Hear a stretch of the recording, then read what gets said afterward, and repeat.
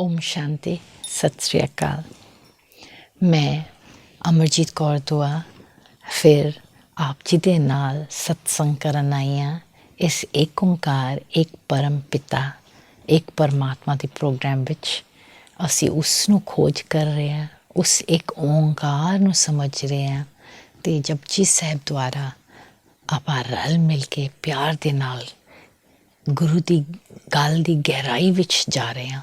ਇੱਕ ਇੱਕ ਗੱਲ ਨੂੰ, ਇੱਕ ਇੱਕ ਹੀਰਾ ਨੂੰ, ਇੱਕ ਇੱਕ ਰਤਨ ਨੂੰ ਅਸੀਂ ਕਿਵੇਂ ਚੁਣ ਚੁਣ ਕੇ ਸਮਝ ਰਹੇ ਹਾਂ ਅਤੇ 8 ਪੌੜੇ ਕਰ ਚੁੱਕੇ ਹਾਂ ਅਤੇ ਅੱਜ 9ਵੀਂ ਪੌੜੀ ਤੱਕ ਪਹੁੰਚ ਚੁੱਕੇ ਹਾਂ। ਪਿਛਲੇ ਪੌੜੀ ਅਸੀਂ ਸ਼ੁਰੂ ਕੀਤਾ ਹੈ ਸੁਣਿਆ ਦੀ ਗੱਲ, ਕਿ ਸੁਣਨ ਦੀ ਕਿੰਨੀ ਲੋੜ ਹੈ ਰੱਬ ਨੂੰ ਸਮਝਣ ਦਾ, ਰੱਬ ਦੇ ਨੂੰ ਪਾਉਣ ਦਾ, ਰੂਹਾਨੀਅਤ 'ਤੇ ਚੱਲਣ ਦਾ। ਵੈਸੇ ਦੁਨਿਆਵੀ ਪੜ੍ਹਾਈ ਵਿੱਚ ਵੀ ਸਾਨੂੰ ਸੁਣਨਾ ਹੀ ਪੈਂਦਾ। ਅਸੀਂ ਸਕੂਲ ਜਾਂਦੇ ਹਾਂ ਸੁਣਨ ਵਾਸਤੇ, ਮਤਲਬ ਦੁਨਿਆਵੀ ਨੌਲੇਜ ਨੂੰ ਪੜ੍ਹਨ ਵਾਸਤੇ, ਸਮਝਣ ਵਾਸਤੇ ਅਸੀਂ ਸਕੂਲ ਜਾਂਦੇ ਹਾਂ, ਟੀਚਰ ਦੀ ਗੱਲਾਂ ਸੁਣਦੇ ਹਾਂ, ਕਿਤਾਬਾਂ ਪੜ੍ਹਦੇ ਹਾਂ। ਕਿਤਾਬਾਂ ਨੀਰੀਆਂ ਘਰ ਵਿੱਚ ਬਹਿ ਕੇ ਪੜ੍ਹ ਕੇ ਸਾਨੂੰ ਗਿਆਨ ਤਾਂ ਨਹੀਂ ਮਿਲ ਸਕਦਾ। ਕੋਈ ਟੀਚਰ ਦੀ ਲੋੜ ਹੈਗੀ, ਮਤਲਬ ਸੁਣਨ ਦੀ ਗੱਲ ਹੈਗੀ, ਕਿਸੇ ਦੀ ਗੱਲ ਤਾਂ ਸੁਣਨੀ ਪਏਗੀ। ਅਤੇ ਪਿਛਲੀ ਵਾਰੀ ਅਸੀਂ ਇਹ ਧਿਆਨ ਕੀਤਾ ਹੈ ਕਿ ਅਸੀਂ ਉਸ ਦੀ ਗੱਲ ਸੁਣਨੇ ਜੋ ਸਿਰਫ ਬਾਂਸ ਬਣੇ ਅਤੇ ਅਕਾਲ ਪੁਰਖ ਖੁਦ ਉਸ ਨੂੰ ਯੂਜ਼ ਕਰ ਰਿਹਾ ਹੈ, ਉਸ ਨੂੰ ਇੰਸਟਰੂਮੈਂਟ ਬਣਾ ਰਿਹਾ, ਨਿਮਿਤ ਬਣਾ ਰਿਹਾ, ਤਾਂ ਕਿ ਅਸੀਂ ਉਸ ਅਕਾਲ ਪੁਰਖ ਦੀ ਗੱਲ ਨੂੰ ਸਮਝੀਏ। ਇਹਨੂੰ ਕਹਿੰਦੇ ਨੇ ਬ੍ਰਹਮ ਗਿਆਨੀਆਂ ਜਾਂ ਸਾਧ, ਜੋ ਜਿਸ ਦੀ ਸੰਗਤ ਅਸੀਂ ਕਰਨੀ ਚਾਹੀਦੀ ਤਾਂ ਕਿ ਸਾਨੂੰ ਗੁਰੂ ਦੀ, ਅਕਾਲ ਪੁਰਖ ਦੀ ਗਹਿਰਾਈ ਦੀ ਗਿਆਨ ਸੁਣਨ ਨੂੰ ਮਿਲੇ, ਸਮਝਣ ਨੂੰ ਮਿਲੇ। ਸੁਣ ਸੁਣ ਕੇ ਅਸੀਂ ਸਮਝਾਂਗੇ। ਸੁਣ ਸੁਣ ਜੀਵਾਂ ਤੇਰੀ ਬਾਣੀ, ਬਹੁਤ ਸੋਹਣੀ ਪੰਕਤੀ ਹੈ। ਸੁਣ ਸੁਣ ਜੀਵਾਂ ਤੇਰੀ ਬਾਣੀ, ਮਤਲਬ ਸੁਣ ਸੁਣ ਕੇ ਮੈਂ ਤੇਰੀ ਬਾਣੀ ਨੂੰ ਜਿਉਂ। ਅਤੇ 9ਵੀਂ ਪੌੜੀ ਵਿੱਚ ਸੁਣੈ ਈਸਰ ਬਰਮਾ ਇੰਦ, ਸੁਣੈ ਮੁਖ ਸਲਾਹਣ ਮੰਦ, ਸੁਣੈ ਜੋਗ ਜੁਗਤ ਤਨ ਭੇਦ, ਸੁਣੈ ਸਾਸਤ ਸਿਮਰਤ ਵੇਦ, ਨਾਨਕ ਭਗਤਾਂ ਸਦਾ ਵਿਗਾਸ, ਸੁਣੈ दुख पाप का नाश। तो आपने पहचान लिया होगा कि ये लास्ट 2 लाइन्स सेम है। तो सुने दी पंक्ति दे लास्ट 2 लाइन्स 4 पौड़ियाँ ने सुने दे उत्ते। असी सुने दी दूजी पौड़ी कर रहे हैं जो जपजी साहिब दी 9th पौड़ी है। तो लास्ट लाइन फायदा दसदी है, गुरु दसते ने गुरु जी फिर सानू कि दुख पाप का नाश हुंदी है। 4 वारी दसते ने, हर एक पौड़ी के एंडिंग में दसते ने कि ये गल हकीकत है। इन्नी हकीकत है कि 4 वारी उन्होंने सानू दसिया ताकि साडी कान जो सुन रहे इस गल नू पा लईए कि दुख नू नाश करना चाहते, पाप नू नाश करना चाहते, तो सुनना पेगा। की सुनना पेगा? अकाल पुरख की गल, उसकी गल सुनना पेगा। नानक भगतां सदा विगास, मतलब असी भगत बनना। ये नहीं कि कोई भगत है वो विगास ने, वो मतलब कि वो उसकी अवस्था अच्छी है, नहीं। इत्थे गुरु नानक उस अकाल पुरख की गल करते पे कि फिर नानक दे थले औंकड़ कुछ नहीं, कोई मात्रा नहीं। नानक प्योर है, मतलब कि अकाल पुरख का रूप है। इत्थे अकाल पुरख की बाणी है। तो वो कहते हैं भगतां सदा विगास, मतलब असी खुद भगत बनीए तो सदा खुश रहिए, सदा बेपरवाह रहिए, सदा लई मतलब कि शक्तिशाली रहिए। तो ये असी बनना है।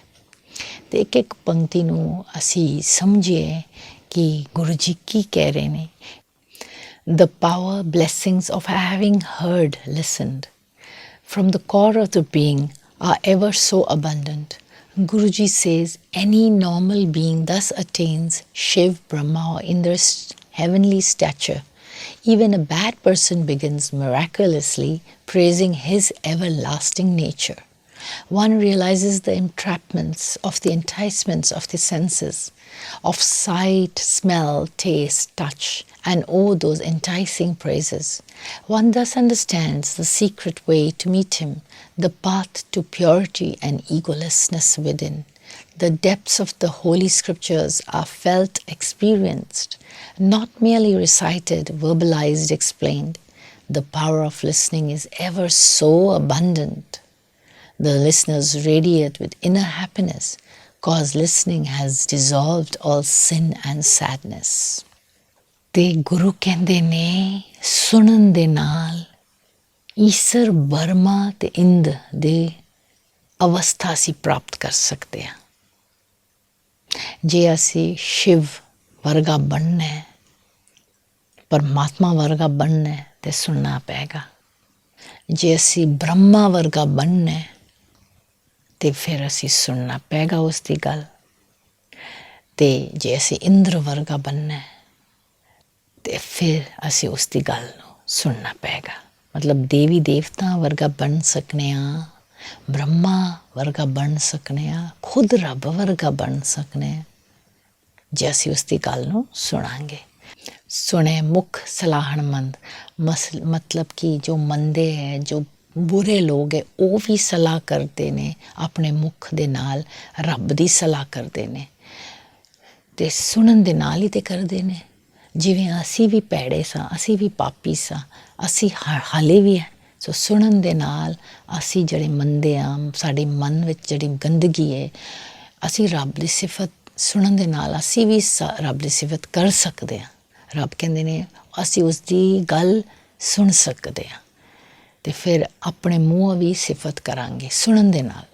ਸੁਣਾਂਗੇ ਨੇ ਉਸ ਦੀ ਗੱਲ ਤੇ ਫਿਰ ਅਸੀਂ ਜਿਹੜੇ ਅਸੀਂ ਮੰਦੇ ਹਾਂ ਜਾਂ ਕੋਈ ਮੰਦਾ ਆਦਮੀ ਵੀ ਰੱਬ ਦੀ ਸਿਫਤ ਕਰ ਸਕਦੇ ਨੇ।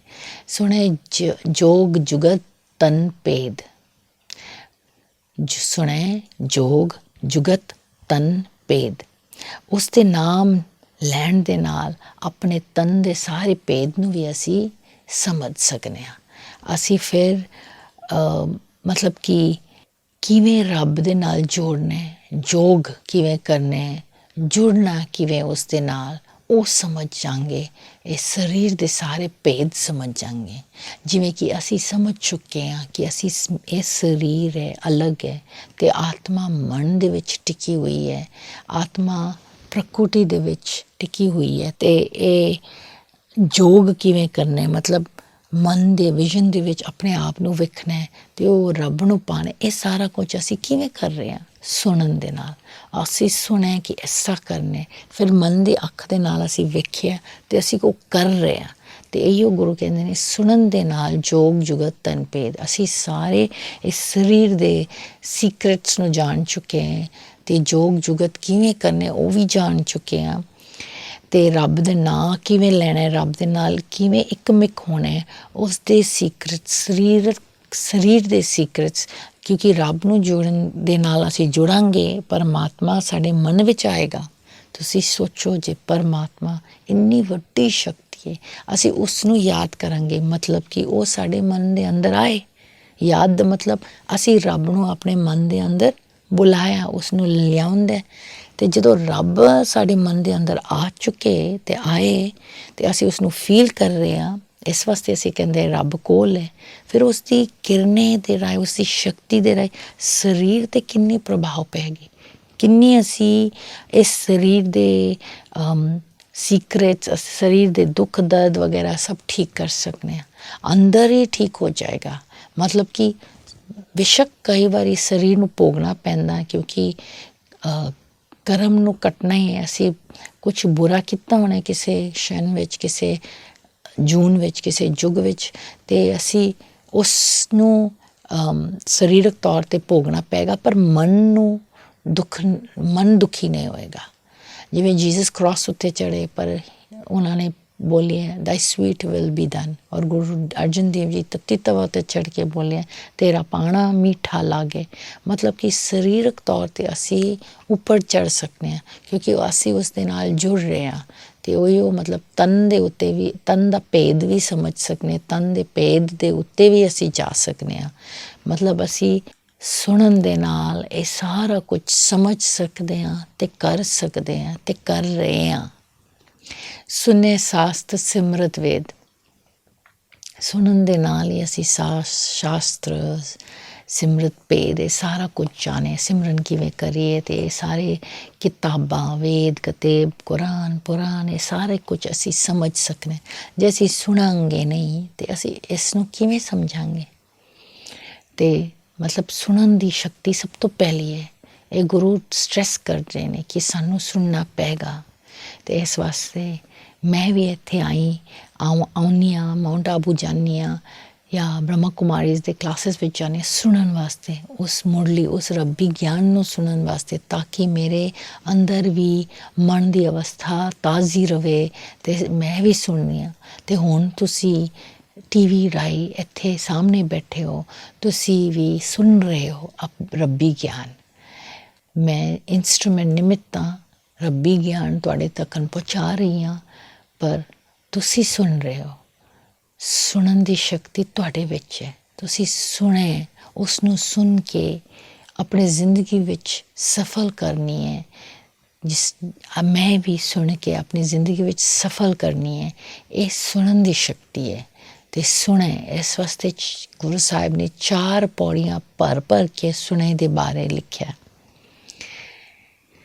ਨਾਨਕ ਭਗਤਾਂ ਸਦਾ ਵਿਗਾਸ। ਉਹੀਓ ਅਸੀਂ ਫਿਰ ਭਰਪੂਰ ਹੋ ਜਾਵਾਂਗੇ ਅਤੇ ਸਦਾ ਖਿਲਾਵਟ ਵਿੱਚ, ਖੁਸ਼ੀ ਵਿੱਚ ਆ ਜਾਵਾਂਗੇ। ਅਤੇ ਸੁਣਨ ਦੇ ਨਾਲ ਦੁੱਖ ਪਾਪ ਦਾ ਨਾਸ ਹੁੰਦਾ।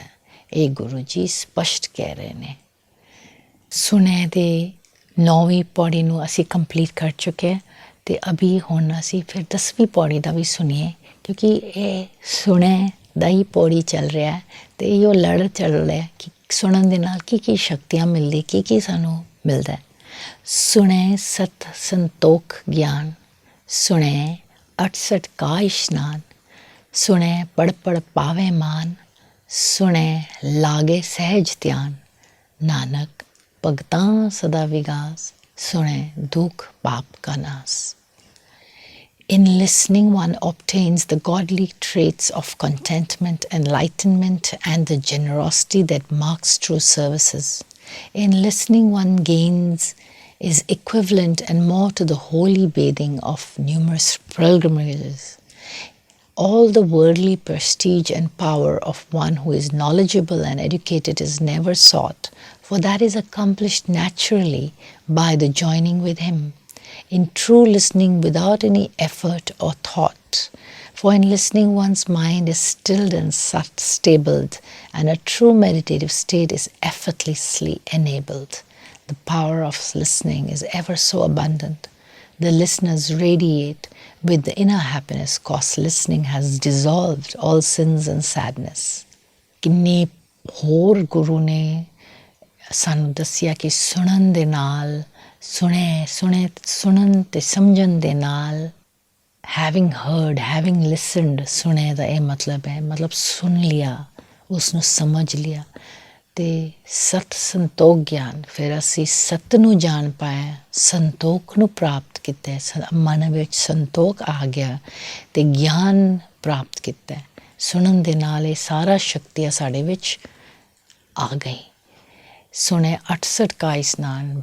ਗੁਰੂ ਕਹਿੰਦੇ ਨੇ ਕਿ ਸੁਣਨ ਦੇ ਨਾਲ ਜਿਵੇਂ ਕਿ 68 ਇਸ਼ਨਾਨ ਕੀਤਾ ਹੈ, ਜਿਵੇਂ ਅਸੀਂ ਇੰਨੇ ਇਸ਼ਨਾਨ ਕਰਨ ਦੇ ਅਸੀਂ ਸਮਝਦੇ ਹਾਂ ਕਿ ਇੰਨੇ ਇਸ਼ਨਾਨ ਕਰਾਂਗੇ ਅਤੇ ਸਾਨੂੰ ਬਹੁਤ ਫਲ ਹੈ, ਅਤੇ ਗੁਰੂ ਕਹਿੰਦੇ ਨੇ ਕਿ ਸੁਣਨ ਦੇ ਨਾਲ ਉਸ ਤੋਂ ਜ਼ਿਆਦਾ ਫਲ ਹੈ।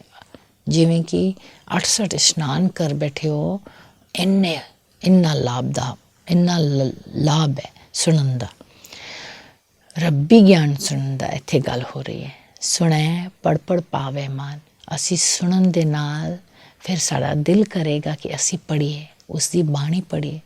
ਮੈਂ ਵੀ ਮੁਰਲੀ ਸੁਣਦੀ ਹਾਂ, ਇਸ ਸੁਣ ਕੇ ਫਿਰ ਮੇਰਾ ਵੀ ਦਿਲ ਕਰਦਾ ਮੈਂ ਖੁਦ ਪੜ੍ਹ ਕੇ ਹੋਰ ਪਹਿਲਾਂ ਕੰਨ ਰਾਹੀਂ ਸੁਣਨੇ, ਫਿਰ ਅੱਖਾਂ ਰਾਹੀਂ ਪੜ੍ਹਾਂਗੇ, ਫਿਰ 2 ਇੰਦਰੀਆਂ ਕੰਮ ਕਰ ਰਹੇ ਹੋਣਗੇ, ਅਤੇ ਜਦੋਂ ਅਸੀਂ ਬੋਲਦੇ ਫਿਰ 3 ਇੰਦਰੀਆਂ ਕੰਮ ਕਰ ਰਹੇ, ਪਹਿਲਾਂ ਸੁਣਿਆ ਪੜ੍ਹਿਆ ਫਿਰ ਅਸੀਂ ਬੋਲੀਏ। ਅਤੇ ਜਿੰਨੀ ਇੰਦਰੀਆਂ ਅਸੀਂ ਰੱਬ ਵਾਸਤੇ ਯੂਜ਼ ਕਰਾਂਗੇ ਉਹਨਾਂ ਅਸੀਂ ਹੋਰ ਸ਼ਕਤੀਸ਼ਾਲੀ ਬਣਾਂਗੇ। ਤੇ ਪੜ ਪਾਵੇ ਮਾਨ। ਤੇ ਗੁਰੂ ਜੀ ਇੱਥੇ ਕਹਿ ਰਹੇ ਨੇ ਕਿ ਪੜ੍ਹਨ ਦੇ ਨਾਲ, ਰੱਬੀ ਗਿਆਨ ਪੜ੍ਹਨ ਦੇ ਨਾਲ ਅਸੀਂ ਮਾਨ ਵੀ ਪਾ ਜਾਂਦੇ ਹਾਂ ਆਪਣੇ ਅੰਦਰ। ਅਸੀਂ ਸਮਝਦੇ ਹਾਂ, ਸੈਲਫ ਰਿਸਪੈਕਟ ਵੀ ਮਿਲ ਜਾਏਗਾ ਤੇ ਦੂਜੇ ਵੀ ਸਾਨੂੰ ਸਿਫਤ ਕਰਦੇ ਨੇ। ਦੁਨੀਆ ਵਿੱਚ ਮਾਣ ਵੈਸੇ ਹੀ ਮਿਲ ਜਾਂਦੀ ਹੈ। ਸੁਣੇ ਲਾਗੇ ਸਹਿਜ ਧਿਆਨ।